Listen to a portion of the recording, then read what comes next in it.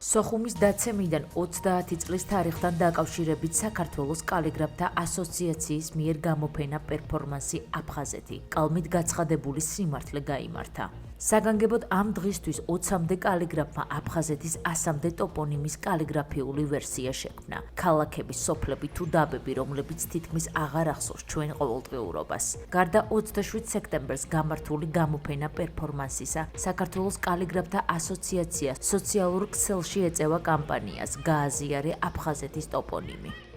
ჩვენი კალიგრაფიული პერფორმანსი ეხება აფხაზეთის თემატიკას 30 წელი გავიდა სოხუმის დაცემიდან და ჩვენ ვფიქრობთ, რომ ძალიან მნიშვნელოვანი იქნებოდა კალმით გვეთქვა სიმართლე, ისე როგორც ეს კალიგრაფებს შეუძლიათ. იცით, რომ ოკუპანტი რუსეთის მიერ აქტიურად მიმდინარეობს ისტორიის გადაწერის პროცესი და არა ერთი სახელწოდება არის იმის საფრთხის ქვეშ, რომ არაქართული ჟღერადობის სახელი დაერქვას. აფხაზეთის ტოპონიმები, ქალაქები და სოფლები გადავწერეთ კალიგრაფიულად, ანუ ჩვენ ჩემეულად მოვეფერე კიდევ აფხაზეთს, იმედია ასეთ პროექტები მრავალი იქნება ჩვენ სანუკვარს ანატრელ ზღაპრულ აფხაზეთში.